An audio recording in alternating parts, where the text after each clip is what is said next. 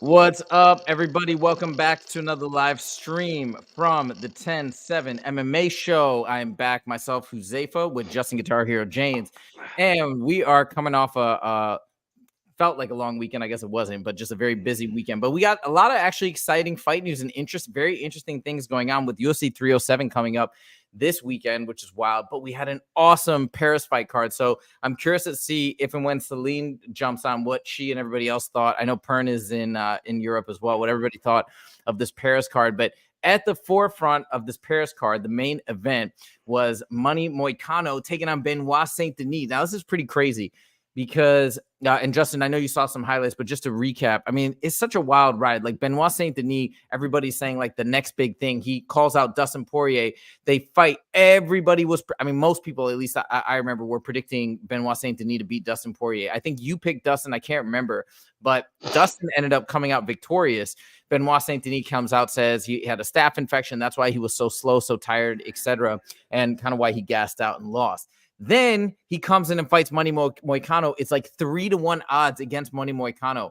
Money Moicano steamrolls him that first round. I have never seen such dominant ground and pound with like basically no defense. I mean, if you watch back the fight, it's just clean shots connecting perfectly on the ground and pound, completely battered his face. Well, and it seemed like so easy for him to take him down. He just grabbed his kick like there was a big speed advantage. It was just the wildest fight. And I guess Benoit Saint Denis technically maybe won the second round, but like Moicano was so dominant. And yeah, I don't know. What are your first thoughts? I mean, Money Moicano, 35, having this massive resurgence in his career, I guess you could say, and just everybody loving him. What are your first thoughts? I mean, snowball effect, man. When you get that momentum going whether it's a positive way or a negative way, it keeps going. And you look at Saint Denis, he's coming off a big loss to Dustin Poirier, and now he has two in a row. Like I said, at one point maybe he thought he was invincible, maybe he thought he was unbeatable, and then when Dustin Poirier turned that thought, now he's questioning himself in the back of the head, and that's what I think brought his performance on against Money Moicano. So is there any piece of you that and I hate to go this route just because you have two losses or one loss or whatever, but people were really praising Benoit Saint Denis. Is there any part of you that is saying, wait a minute, maybe his game is not as complete as we thought? And the only reason why I say this is because what I've heard people say is that Benoit Saint Denis' big tactic is to steamroll people, to pressure them, put it on them, and kind of come at them without maybe some of like what people have been saying is like having some of the requisite skill sets that are very important at 55 because people are so technical in that weight class. Perhaps I think some of his ground defense in particular, people were being critical of. You'd have a much better idea of that than me, obviously. But do you think that might be part of it? Or is that just not even fair to say? And it's just all credit goes to Money Moicano?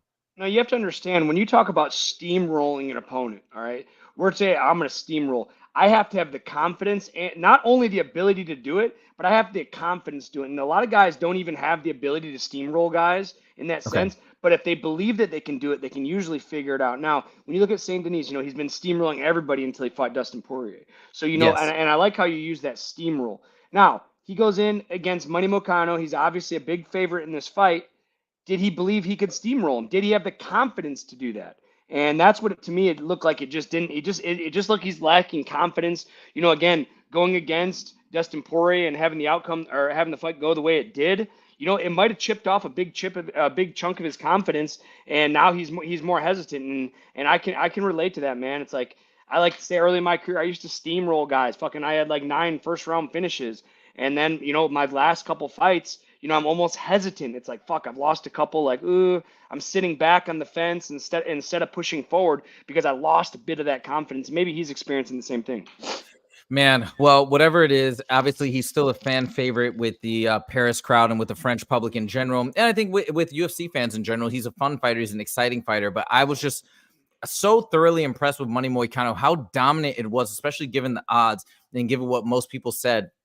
And I love Moicano's attitude. I love his personality. He's like taking on English. He's so funny now in English. He's talking about, he's saying F the globalists, trying to fight for like freedom of the people and the general public. He's just like, I don't know. I think he's become one of my favorite fighters. Not only that, he's obviously got a grapple heavy fight style, but it was very exciting to see. And extraordinarily dominant. What do you think of his ground game and his jiu-jitsu in particular? Is it something that you find to be absolutely exceptional in the lightweight division, or is he just in the upper echelon, but there's other guys that you feel are on that same level?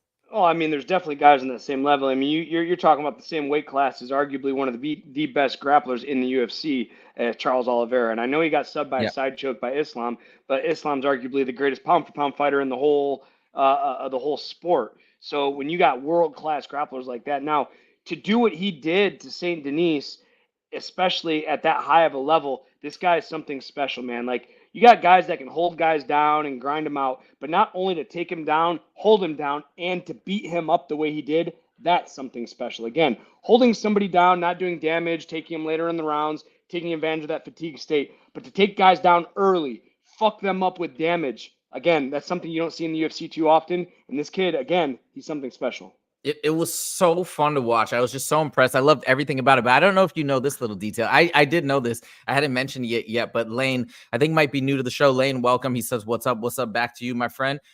Lane says, did you know that he had a broken clavicle? I saw the pictures of it on Instagram. Yeah, it's all popped out of his shit. What that's insane to me. And then we have Conor. I mean, no, whatever. I'm sure Conor had his reasons for pulling out with a broken pinky toe, but like, have you heard of this before? How do you even fight with a broken clavicle? I imagine it's got to hurt with everything you do, every movement. Yeah, I saw the pictures of it. I was familiar with the injury, but my question is, did he hurt it in the fight? Did he hurt it prior to the fight? He hurt it. See that to me is kind of weird. Like having a injured clavicle. I had a injured clavicle when I was in college during football, and I don't understand how he was able to get through the pain threshold of that, let alone compete at the highest level, let alone do what he did to Saint Denis. Like, I don't know, man. Like this guy, he's either superhuman or there's more to the story than we know. Wait, what do you mean by that? What do you mean by that?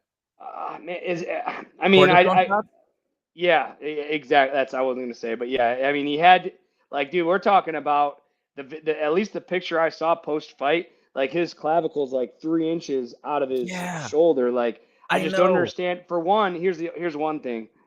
I don't understand how he could do it, and I'm not saying it's impossible, but for one, I don't understand how he could do it. And number two, how did the doctor? Because before you fight, you get inspected by the doctors. All right. You're in the back. They do a full body inspection of you. They put you through range of motion tests. And if you can't complete, you can't fail. Now, when you look at him, you can tell, hey, look, he's fucked up. Like you can just stare at him as a guy. I'm not in the medical field. I could look at him and be like, hey, something's not right. Now you take a doctor, you put him in the same circumstance. You're looking at him, his clavicle's 3 inches out of place. And the doctor's like, all right, cool, man. You're good to fight. I don't know. It doesn't seem right. Well, wait, Lane jumped in. All right. I'm so sorry. Thank you for the correction, Lane. So here's the thing, because I heard that he had it injured before the fight, but maybe it was exacerbated during the fight. Lane said he heard it or exacerbated in round one. So maybe but I heard that the injury occurred prior. Lane, correct me if I'm wrong on that. But I think he had the injury going in. It was a pre-existing injury, but maybe it was worsened or exacerbated or pushed out of place in round one. That makes more sense, I suppose. That makes way more sense because again, you're being evaluated by a doctor at the weigh-ins. You're being evaluated by the doctor after the weigh-ins. You're being evaluated by the doctor the day of the fight. They want to make sure you are ready to go because it's a huge liability.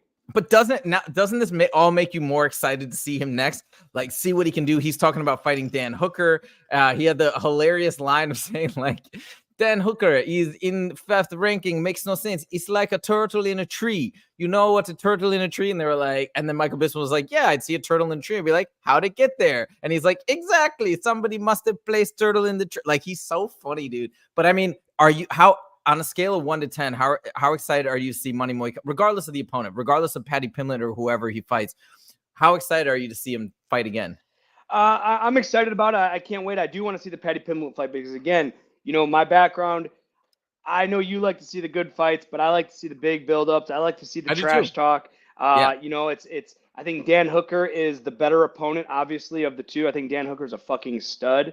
But for the press conference alone, I want to see him fight Paddy Pimblett.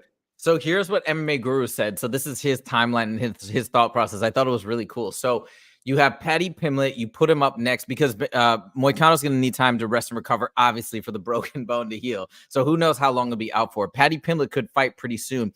He says, hey, let's put Paddy against, and it's a very, very tough fight. But he said, what's his name? Beneil Dariush. So he said, put him against Beneil Dariush, which is a very hard fight, a very big ask. And let's see what Paddy Pimblett can do. If Paddy loses, then Moicano can challenge Dan Hooker. But if Paddy wins, then they can have an amazing buildup where they're both really highly ranked. And actually, this was his idea, which I think is genius, is put him on the Ultimate Fighter and have him be coaches. Yeah, that could be, man. That definitely could be. It could be a drawing point for sure.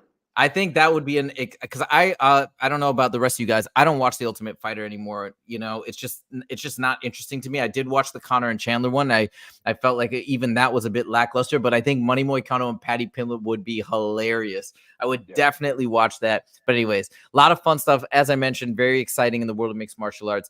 That's the main fight we wanted to talk about from this weekend. And by the way, Lane did chime in. Original injury was 3 weeks prior. Yeah, that's what I heard. That he couldn't pull out of the main card. What a G, man. I mean, this just makes, to me, when stuff like this happens, it's just the legend of the fighter grows exponentially. Then we had a great call out, a great post-fight presser. It's so awesome. Anyways, all right, so Money Moicano back in the mix and just on the rise to a title shot. Next, we got UFC 307 coming up this weekend, and want to talk about the main card, the main matchup first, Pereira versus Rountree. I know we've talked about it many times, saying that maybe it's a bit of a bizarre matchup, one we weren't really expecting given the respective rankings, given what just happened to Rountree with the suspension. But whatever it is, it's happening. And I think we can all safely agree that this is going to be a really, really fun fight, regardless of what we want to say about the meritocracy of the placement and the setup.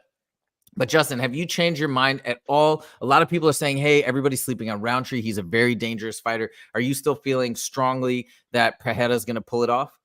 I'm very confident in Pereira to pull it off, but my money's going on Rountree. Like, we got a 3-1 dog here. He's an explosive striker. Again, he trains his striking at Tiger Muay Thai, one of the best Muay Thai camps in the whole world. The guy has incredible leg kicks. And, you know, I expect him to take the fight to Pereira. Like, I don't think he's going to sit back and let Pereira pick his shots. I think it's going to be a first round. Someone's getting knocked in the first round, whether it's Rountree or Pereira.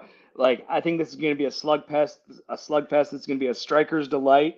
At 3-1 odds, how can you not take Rountree? Fair enough. And by the way, Pereira is at minus 525. You know, there was one fight where Rountree, I don't know if you remember this, where he basically destroyed the leg of his opponent. I think it was an oblique kick. I saw that live. You know, I was thinking about that. I would be so pissed off if, I mean, I guess it's legal. What are you going to do? I'd be so pissed off if Rountree like did that to Pereira and then injured him for like a year, or God forbid, like damage it. You know what I mean? Yeah. What is your thoughts on these types of kicks and these types of strikes that can be just career ending? You know, it's a catch-22 because as dangerous as the game we play, like, I don't know, man. I'm on the fence about it. Like, I know why they're legal. I don't think they should be illegal, but I don't like them. If that makes any sense, you know, like the chance of injury, the chance of hyperextension is for real. We're talking about a career-injuring strike. But at the end of the game, we need to keep this the rawest and purest form of competition. If there's a move that can end the fight, unfortunately, that's just, you know, it has to be legal. And, you know, man, I don't like it. I don't like when people do it to me. I'll tell you that, you know, and I've had a lot of fights. Do you do it? Do you use it? I don't. My legs are too short. When I jump into range to hit that oblique kick, I'm usually in people's striking distance. You know, these longer guys with the longer legs. And I'm not saying it's impossible, you know, because I've had guys do it to me before, and it's very irritating to say the least. Not a strike that I use, not because I think that it's dirty or anything. It's just that I'm just not comfortable doing it. Yeah, I guess. And we've talked about, you know, just like kind of been passing, joking around. Hey, you know, you mentioned, I was joking around saying, hey, how would it go with me and another fighter if we sparred or if we fought just for fun?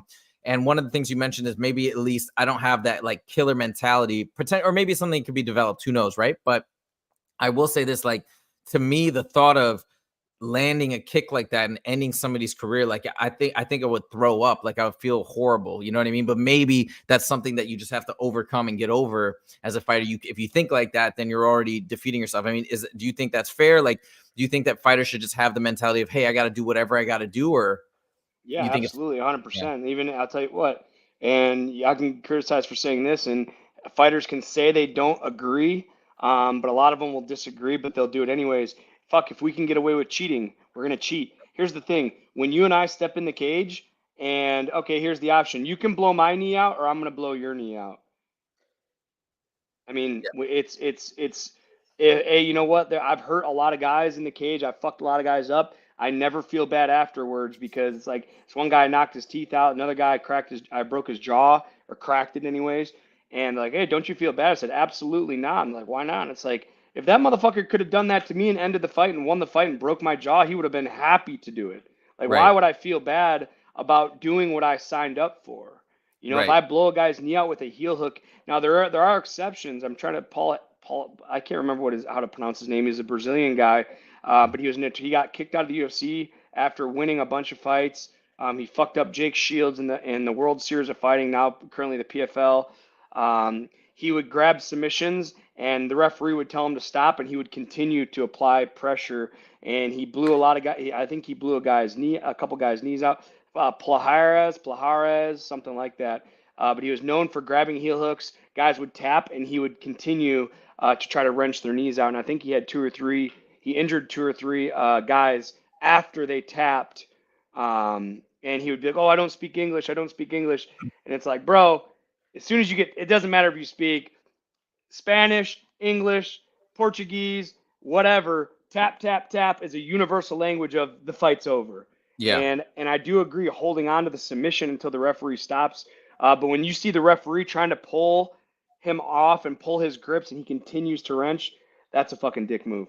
Yeah, that's insane. God, I don't even understand why somebody would do that, but I guess it is what it is. We got a couple of comments as well. Let's see from Lane. Lane's or sorry, Toronto Brown first. I can really see Moicano and Patty being stand-up war. I don't see it hitting the ground. Yeah, it could be. It very well could be. You know, two grapplers going up and striking, and I think that would be a really fun striking match. I think Patty Pimlet's striking is really good and really underrated. I think that'd be a lot of fun. Lane said, "Oh yeah, we already showed this comment." Lane says, Conor couldn't fight with a broken pinky toe. LO. I know, like, and I hate to throw massive shade at Conor because I wouldn't want to fight or train with a broken pinky toe either. So I don't know what that's like. Maybe it's just a totally different fighter mentality. But and then Lane says, y'all think Khalil deserved this shot? I mean, obviously not. Like, if we're talking about deserved, it's, you know, well, we also talked about this many times that word doesn't really enter into the conversation. I mean, maybe it should more than it does. But we see it's obvious what the UFC is doing. They're trying to give Pereira the best chance to continue to hang on to his title because he's so beloved. He's becoming the biggest star in the UFC. If he has a crazy knockout, which I think he will in this fight, he is going to be huge. And I know that they don't want to risk Ankalaev taking him down and beating him because I don't think they believe. I mean, again, Ankalaev is he's not really a fan favorite. I don't think the UFC wants him to be the champ. So this is one more chance for Pereira to cement his legacy. One more chance to have Ankalaev defeated. I hate to say it, but I think that's what's happening in his fight. So yeah, I don't think he defeated it or deserved it. But am I excited for the fight? Yes, very excited for the fight.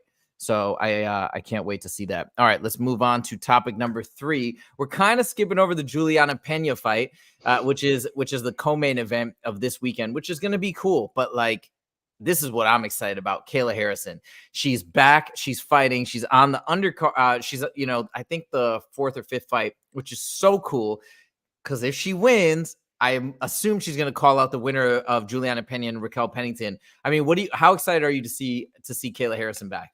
And I like to see Kayla making her transition over from the PFL. Man, she takes on a very tough Holly Holm and just manhandled her like a child. Man, we're talking about the former UFC champion. Kayla, coming off a loss in the PFL, and then to come to the UFC and do what she did, I thought was just incredible. I am very excited for her. I see the title in her future. Her aggression, her strength, her size, her brute.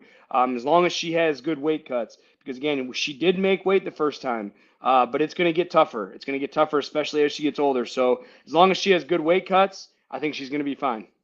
Okay, awesome. Now she's fighting Ketlin Vieira. I don't know too much about her, but let me check the odds. I'm sure Kayla Harrison is like heavily. Sounds like a gimme. Yeah, I imagine so. Kayla's such a star. I think we all just want to see her. We just want to see her win. You know, who doesn't like Kayla Harrison? Wait, let me just double check. So Kayla Harrison versus Ketland. I'm gonna tell you right now.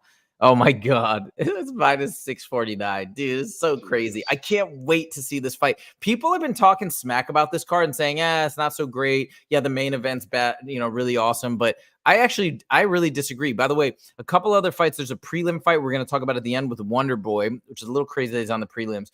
But we also have another really good fight. We have Kevin Holland versus your boy Roman Dolidze. I think that's going to be fun. We're going to see Jose. People are saying, it's kind of like one-sided matchups. One well-known guy against kind of an unknown. We see that with Jose Aldo versus Mario Batista, but who isn't excited to see Jose Aldo after his last performance looking arguably better than he's ever looked, sharper, faster, quick, you know, more in shape. So this is a banger of a card. Okay, now we're going to move on to not one of your favorite topics, but I have to talk about it because it's just been insane to see what's going on with Conor McGregor. And I think I don't even know. I don't know what to say. Let me just play this clip.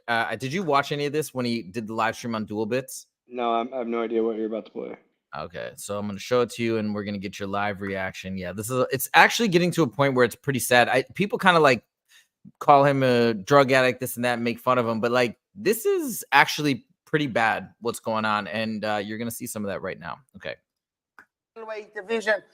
I don't know. I like him at light heavyweight. He's a big boy. Sometimes matches are just matches. Pereira is just a bad match for him. He's talking about Yuri Prohashka right now, somewhat intelligibly. So this part's all right. Chandler versus Charles predictions. Chandler had him out on his feet in the first round. Charles Oliveira has a good record of recovering. Very good record of recovering. I'd love to see Chandler deal with it, to be honest. I don't have this thing with him. We have to settle this, me and the little fool of a thing. Do you know what I mean? So, what you reckon? Just boom, so then they can play with me. I would do it at the end, or what you reckon? It's just, I don't know. It's just very erratic behavior. He's moving around a lot. Everybody's commenting that he looks like he's maybe on like different substances. He's chugging beers, like drink, you know what I mean? Doing all the stuff. Theoretically, what do you make of this? Have you seen any of your friends who are fighters or anybody like that go down a similar path, like have these crazy binges and ups and downs? Oh, bro, come on, man. How can you ask me that question when you know who I'm friends with, man? Of course I have, dude. Hey, the dude's on coke. There's no doubt in my mind. He's having a good time. He's living his best life. I think fighting's in his past right now. I mean, he's worth $200 million. He's probably on the best drugs you can buy. He's living life. He's enjoying life. Leave the guy alone. Yeah, fair enough. Okay. And that is what he's doing. And maybe he needs help. Maybe he needs some friends to chime in there. I don't know when we're going to expect to see him back. More and more people are saying we're never going to see him back. But then he throws out this crazy thing. Now I'm gonna make a crazy statement, a crazy claim, and you're going to probably think it makes zero sense. I want to hear what everybody else has to say, but just hear me out. So now he says something that everybody's going to be like, obviously there's no merit for this, but just check this out.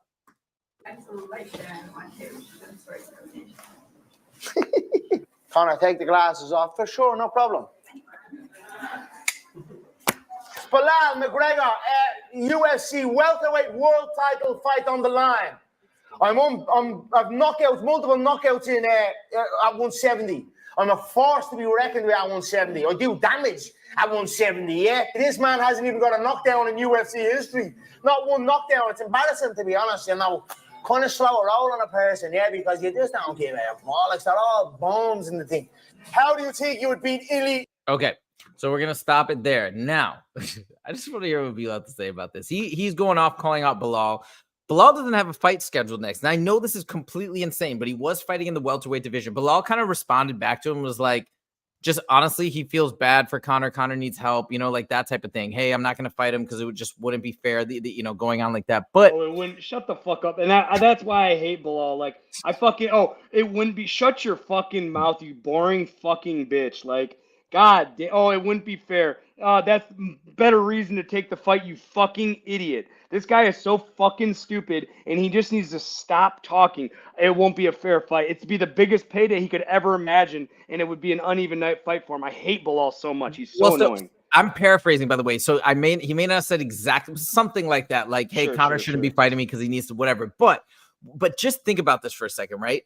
Conor's supposed to be fighting in the welterweight division. Now, it would make zero sense. I'm sure so many people would be pissed off. Guys, let us know in the comment section. This is probably a ridiculous idea, but Belal's looking to turn around. Conor's available. What if they schedule that? Now, just hear me out.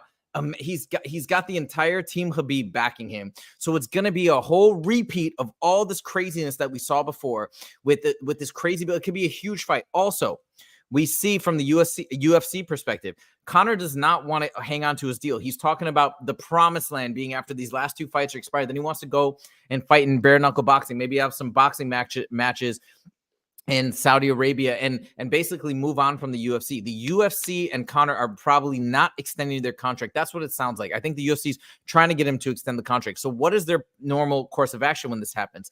They put their guys on the way out against unfavorable matchups to kind of destroy, bash them a little bit on the way out to bring down their value, to bolster the UFC's value. So from that perspective, it could make sense. Hey, throw him in, give him a huge title shot. I mean, dude, the numbers will be crazy. The buildup will be insane. As much as you don't like Belal, he would not sit down idly and take Conor's crap. He'd probably go at him hard. He'd have the whole team. I mean, it'd be a crazy buildup. Am I crazy, or could this work? Maybe. I don't think so. I don't think it can work because he's coming off 2 losses. He's coming off a broken leg. He's coming off a back out of a Chandler fight with a broken toe. When you're talking about the world championship title fight, there's just too many loose ends that, could happen. I mean, he could get injured in training camp. He could go on a drug bender. There's too many chances for the fight to get canceled. And how much money the UFC is going to have to pay for production and to get everything ready in line, especially him coming off 2 losses. Now you put him against Chandler and he knocks Chandler out. All right, now they have a fighter's chance. But I just don't think coming off 2 distinct losses at lightweight, they're going to put him into the welterweight division. And again, I think Belal handles him. I think it's a great matchup for Belal. I just don't like Belal, and I think he's terrible on the mic, and I've said it 1,000 times. And I don't think the buildup would be that exciting because Conor is so smart and witty on the mic. Belal would just look like an idiot, trying to respond and say shit back. Oh, he's on drugs. Oh, he's a fucking idiot. Oh, I'm going to kill him. Yeah, he's probably going to kill him in a boring takedown, drag-out fight. But Conor's going to roast him on the mic, and Belal will look fucking stupid. It's probably impossible. And I mean, I'm saying this somewhat tongue in cheek in the sense that, I know it would piss too many people off. It just wouldn't work. But it's just, I don't know. I do actually think it would be interesting. And yeah, maybe Conor would light him up, but I think he would push back. I don't know. I think the buildup will be fun, but I just want to throw it out there. Let me know if you think it's just the dumbest idea, and maybe it is. But we got to end with our final topic. Wonderboy is on this card, but you may not know it because, believe it or not, he's on the prelims. And look, I'm not going to be one of these people that goes and criticizes the UFC because obviously they have a reason as to why they're doing this from a business standpoint. Like, oh my God, it's so disrespectful. No, I get it. They're trying to prop up some of these other fighters. They're probably trying to give, maybe Mario Batista a chance to perhaps raise his profile. We're obviously giving a spotlight to Kayla Harrison. We do have Kevin Holland here. So I'm sure there's a reason. Okay. But what a fight, man. Stephen Thompson versus Joaquin Buckley. What a banger of a fight on the prelims. So I just want to get your thoughts on this fight. A striker's delight. What do you see? What do you see going down? Man, Joaquin Buckley, dude, super tough, explosive fighter. I think Stephen Wonderboy is just a little too old, man. I think that's why he's been moved down to the prelim. I think this is an incredible opportunity for Buckley to go in there and knock out somebody that's been there and done that. Stephen has fought for the title, twice against Tyron Woodley 50 years ago. But again, that was 50 years ago. Unfortunately, Stephen's going to be a little tired. Or when I say tired, I mean just a little older. I think he's going to be a little slower. I still think he's an incredible fighter. I think he's a great person. He's somebody that I think kids should, look up to when they talk about, MMA fighters. Joaquin Buckley, on the other hand, again, you remember that big spinning back kick knockout. This guy's explosive. He's dynamic. I think this is the UFC giving Joaquin Buckley to retire one of their old school long-term guys and boost himself in the rankings. By the way, we have a 10-year age difference. Joaquin Buckley is 30. He turned 30 in April. And of course, as you know, Wonderboy, I think he's 41 now. I can't remember exactly, but he's in his 40s. So over a 10-year age gap. Obviously, Stephen Thompson, Wonderboy, probably takes really good care of himself. He seemed still to be quite dynamic and mobile and obviously and fast and whatnot in his last fight. But, now it's probably somewhat of an exponential decay in a sense, in terms of like how fast you kind of probably lose some of your abilities when you're in your 40s, especially in welterweight compared to like some of the heavier weight classes. It's kind of heavy, but Yeah, I kind of agree with you, although it's a bummer because I'm a big fan of Wonderboy, but I guess we'll see. So make sure, even if you don't buy the pay-per-view, this is an incredible fight to check out on the prelims. And that is pretty much it for the show today. On a scale of 1 to 10, how excited are you for 307? Me, I probably won't watch it. I'll probably look for the highlights. There'll be, I mean, if I'm sitting around doing nothing, I'll look it up on some streaming platform to maybe have it on in the background, or if I'm going playing poker or something. But it's not something that I'm gonna sit down and watch. Actually, that's not true. I do want to see the main event. I do want to see Joaquin Buckley, Kayla Harrison. I mean, she's gonna steamroll her opponent. I mean, those are really the only fights I'd be really looking forward to as the main event. So, yeah, I'll probably tune into the main event, but it's definitely not a card I'm going to sit down and watch top to bottom. Fair enough. I'm actually even just with the main event alone, I'm definitely going to get it. I'm definitely going to watch it. I'm quite excited about that. But actually, I'm really curious to see how Jose Aldo does. I do want to see if Juliana Pena wins, because I think if she wins, it'll be a really fun matchup with her and Kayla Harrison. I think that'd be great. And we have I always like to see Kevin Holland fight. So that's cool. I think there's a lot of fights that I'm interested in. So I'm quite excited. I'll give it like a 7.5 out of 10, maybe even an 8 out of 10. But that's pretty solid. That's me personally. All right, guys. Thank you so much for joining. We appreciate the support. We appreciate the engagement. For some of you guys who are new, I hope you guys enjoyed the show. And if you did like the show, make sure to give us a like. We'd really appreciate it. Feel free to comment after the fact and we'll respond to you as well. And if you haven't subscribed yet, make sure to click subscribe. Thank you guys so much for joining, and we will see you at the same time, Friday, 1:30 p.m. PST. Take it easy.